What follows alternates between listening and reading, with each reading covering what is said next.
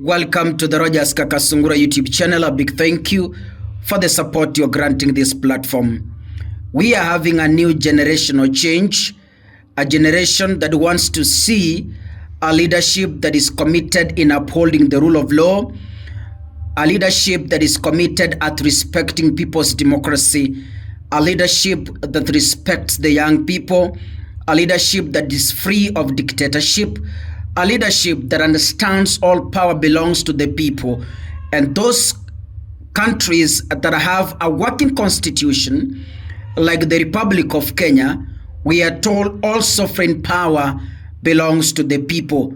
The leaders in office, the leaders in authority are just custodians of those powers, and Kenyans have all the rights and powers to take those powers away in case they feel the one representing them is misusing those powers. Allow me to inform the African presidents and Africans at large that the Gen Z wave has swept across most of the countries in Africa, and I don't know if those countries that have not received the wave or experienced the wave or experienced the change, I don't know if the leaders in those particular countries, especially the presidents, if they are indeed prepared for the same in case the wave sweeps to their direction. Tanzania has already swept and it's still sweeping. Uganda, it is on the way coming, because you heard Museveni say that young people are planning to protest and is telling them, do not dare. Museveni forgets the power he's holding are just loaned powers. The owners of those powers are coming for them any time from now, because those who have been trusted with those powers have decided to misuse those powers. In this particular episode, allow me to take you to Zambia. Zambia, we know President Hakainde Hichilema, whose leadership has been put on notice by the people of Zambia.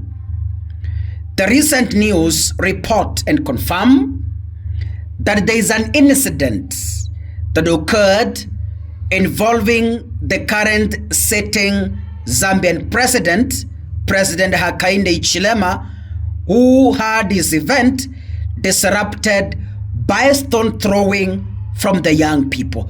Imagine. So in Zambia, the Gen Zs have sent the signal. The president is on the podium. The Gen Zs are stoning the president. Can you imagine? Can you imagine how fearless this generation is? Can you imagine how they want to change this country called Zambia? Can you have a look at this video?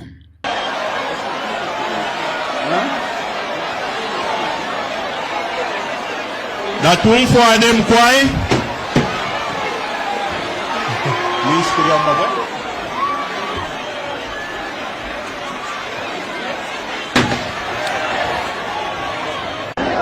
That wing for them quiet.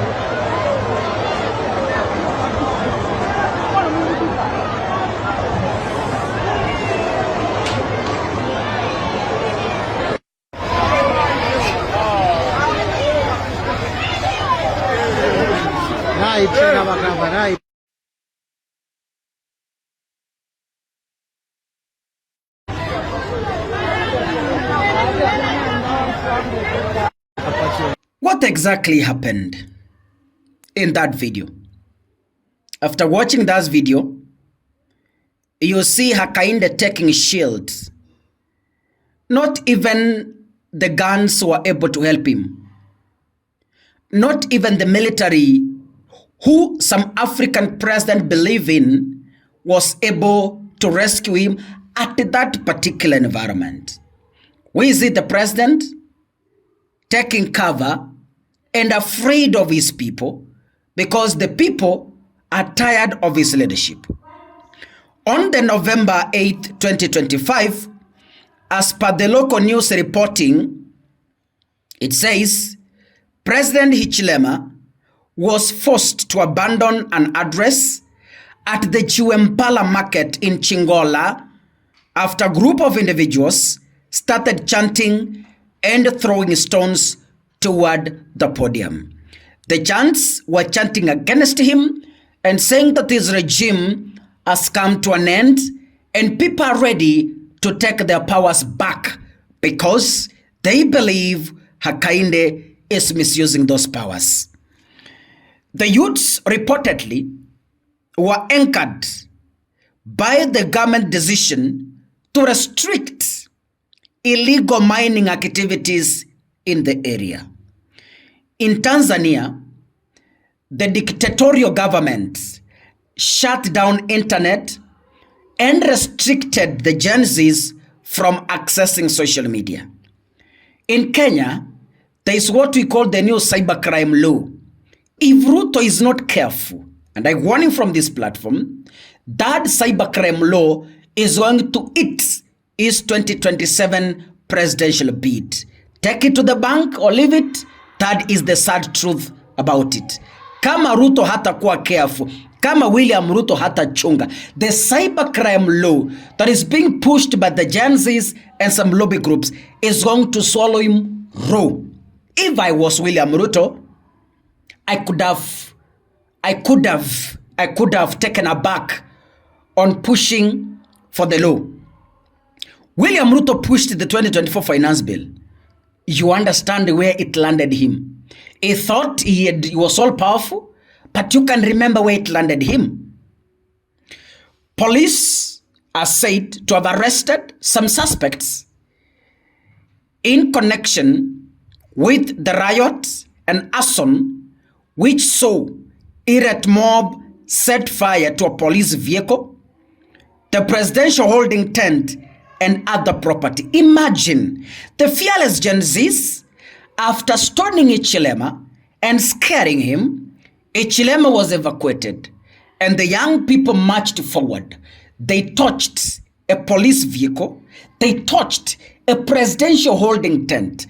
What if, God forbid, what if by any chance they could have sneaked and get hold of the president? Tungekuwa na taarifa gani kutoka Zambia? This is all happening because presidents have refused to listen to their people. In Kenya, William Ruto works as if he knows it all. He doesn't want to listen to anyone. In Uganda, Museveni works as if he owns Uganda. He doesn't want to listen to anyone. You saw what happened in Tanzania. Suluhu doesn't want to listen to anyone. The lack of listening to her people landed her into what she's dealing with now. Zambian President Hichilema has also experienced in the past his motorcade being met with hostility, with reports of insults and the stones being thrown. Yeah? So, it is not the first incident that is happening in Zambia. The people of Zambia are cooking a revolution. And African presidents are so dumb that they can't read signs and the time. They ignorantly force the people into punitive regulations that later on backfire. In Kenya, I can tell you, keep watch the cybercrime law. God bless you. See you in the next episode. Asanteni sana.